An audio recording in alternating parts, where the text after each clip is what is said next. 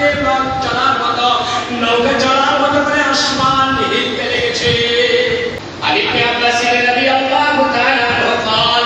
قال النبي صلى الله عليه وسلم الله পাকের নবী জনাব মুহাম্মদুর রাসূলুল্লাহ সাল্লাল্লাহু আলাইহি ওয়াসাল্লামের একজন বিশিষ্ট সাহাবী হযরত আব্বাস রাদিয়াল্লাহু তাআলা আনহু নবীর কথাগুলোকে নকল করে খুলে তিনি বলছেন عن ابن عباس رضي الله تعالى عنه قال قال النبي صلى الله عليه وسلم هذا الذي تحرك له العرش নবী সাল্লাল্লাহু আলাইহি ওয়াসাল্লাম মুআয বিন জাবাল রাদিয়াল্লাহু তাআলা আনহুর বাড়িতে গেলেন। هذا الذي تحرك له العرش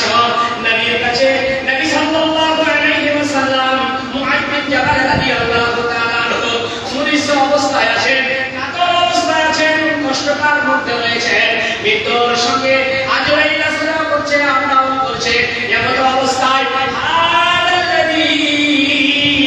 নবী সাল্লাল্লাহু আলাইহি ওয়াসাল্লাম اللهم الحقني بالرفيق الاعلى মুআয বিন জাবাল রাদিয়াল্লাহু তাআলা আনহু কপালখানা সনসন করে হেমে গেছে, পানি বের হতে গেছে। هذا الذي تحرك له العرش এই সময় আজরাইল মুআয বিন জাবালের কাছে উপস্থিত হয়ে গেছে। هذا الذي মুআয বিন জাবালের কপালের কাছে এসেছে, মাথার কাছে এসে বসেছে। আল্লাহ রাব্বুল আলামিন هذا الذي تحرك له العرش গঙ্গার পানিতে, সমুদ্রের পানিতে, পুকুরের পানিতে যেরকম নৌকা চললে পরে আশ্বিন কাতি মাসে হাওয়া হয়, পূর্ব হাওয়া পশ্চিমে হাওয়া যখন ওঠে, মেঘ থেকে সনসন করে হাওয়া হইতেছে, নৌকা হিলতে থাকে। هذا الذي تحرك له العرش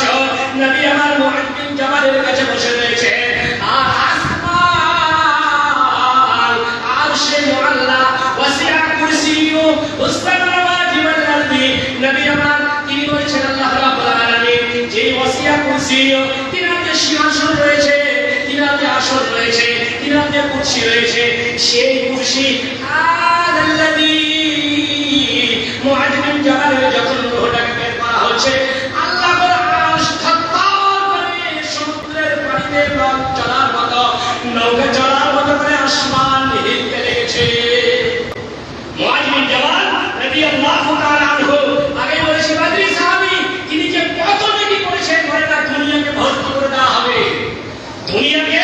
ভর্তি করে দেওয়া হবে। সেই একজন বদরি সাহাবী নবী তিনার কাছে বসে রয়েছে, আর তিনার যখন আত্মাটা রূহটাকে যখন বের করা হচ্ছে, আমরা প্রত্যেকে বলি যে মানুষটার জাকাত পানি চলছে, মুখ দিয়ে একটু পানি দিলে পরে কষা দিয়ে একদিকে গড়ে পড়ে যায়, মুখে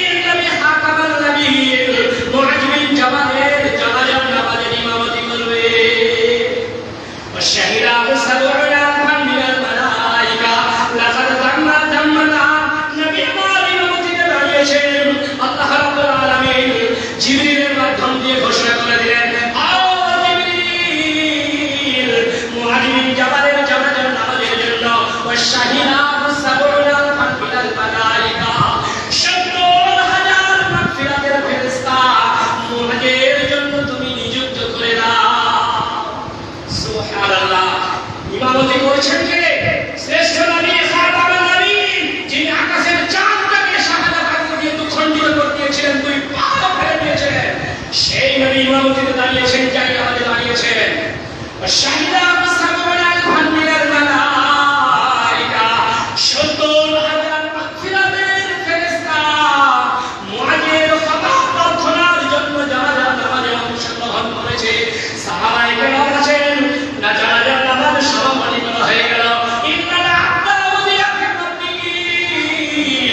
নবী আমার কবরের মধ্যে নেমেছেন, নবী আমার মুআজকে কবরের মধ্যে শোয়াবেন, নবী আমার মুআজকে কবরের মধ্যে ডান কাতে ফেলে রাখবেন, মাটির তলে রাখবেন, নবী আমার কবরের মধ্যে নেমেছেন। আল্লাযী তাহাররাকা লাহুল আরশ, নবী আমার কবরের মধ্যে মাটি দিয়েছেন, কবর ইন্নাল আবদা চড়চড় করে কবরের মধ্যে আওয়াজ আসছে, কবর সংকীর্ণ হয়ে যাচ্ছে, নবী আমার কবরের মধ্যে বলছেন ইন্নাল আবদা ওয়াদিয়া ফি কবরিহি,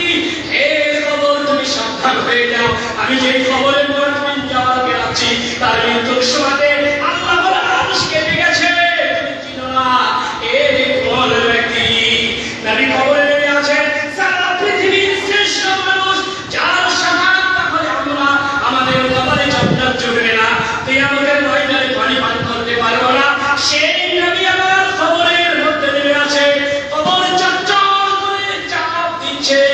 নবী আমার বলছেন ও কবর সাব্বাহাত তাসবিহান, আমার মুআজ কি এমন পাপ করেছে, আমার মুআজ কি এমন অপরাধ করেছে, মাবুদ আমি কবরে আব্দুল্লাহর পুত্র নেমে আছি, তুমি একবার কবরটাকে প্রশস্ত করে দাও।